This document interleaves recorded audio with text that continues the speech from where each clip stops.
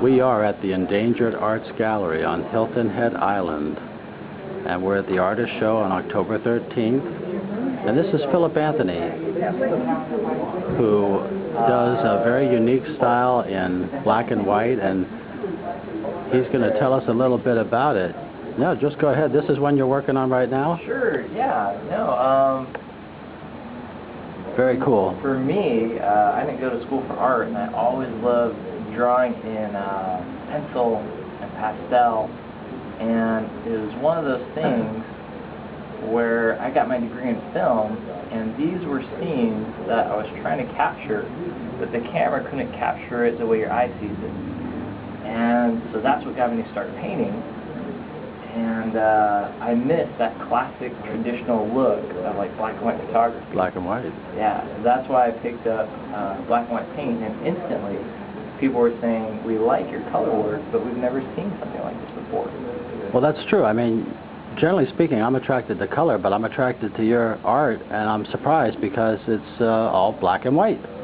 I think the neat things that I discovered is when you take out the colors, that allows you to add the color in. And what I mean is that every place has a unique color to it.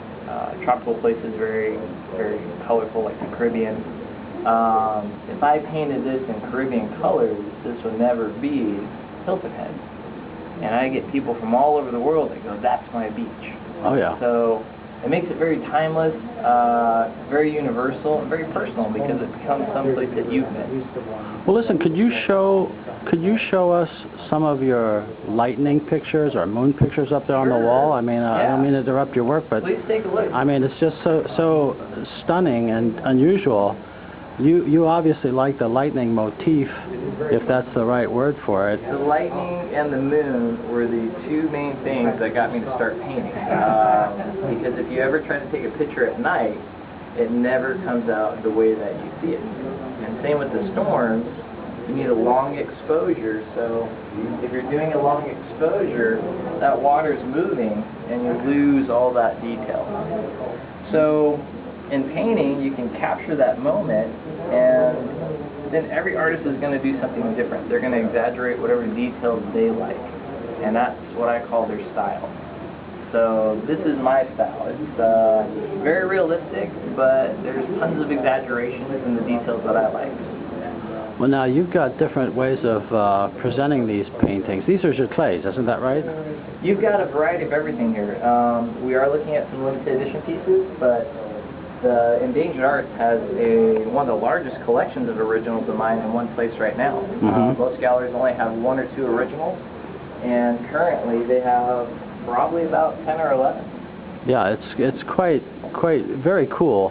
I haven't seen anything like this anywhere, but just you've got paintings or giclées that are in black frames, and then you've got them that are in sheets.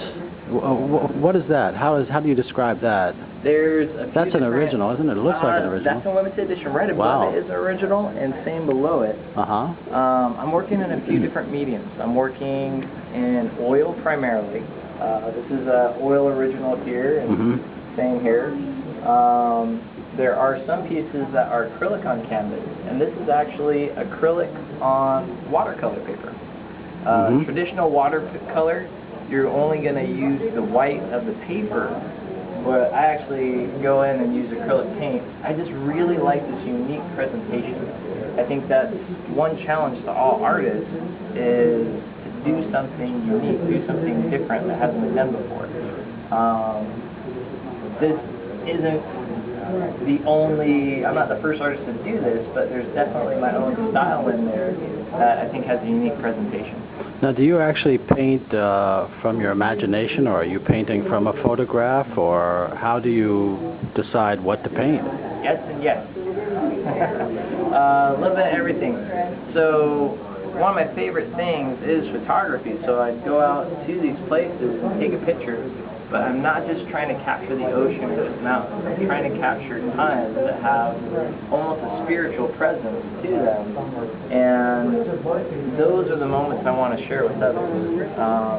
my two messages are, one, pursue what you're passionate about. I didn't go to school for art. I just picked up a brush a few years ago, and this just poured out. And wow.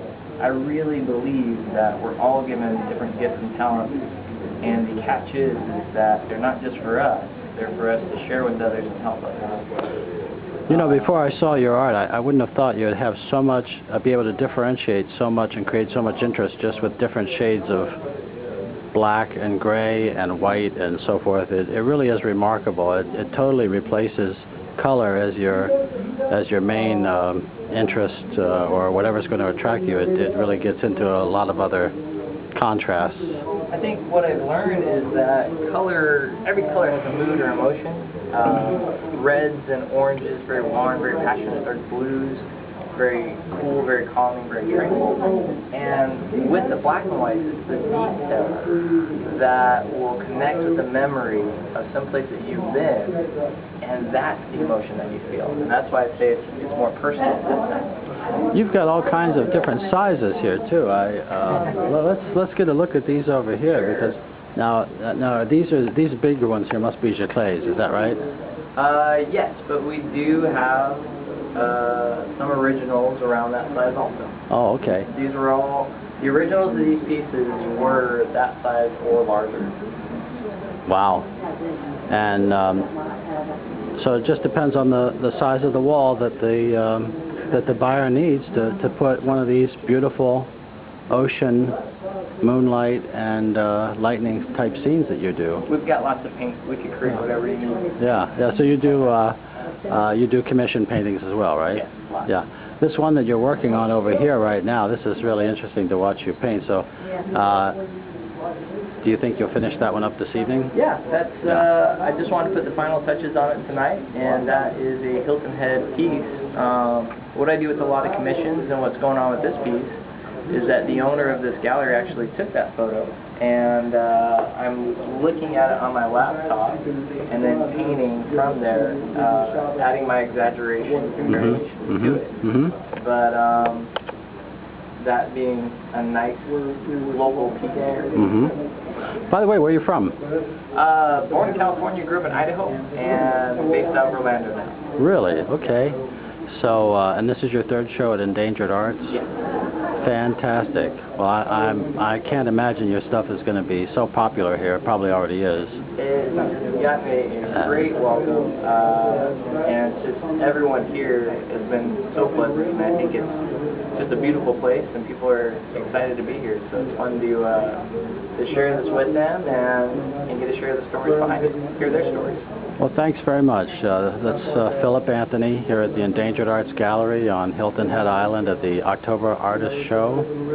And please come by and visit and check out Phillip Anthony's art when you're here at the Endangered Arts.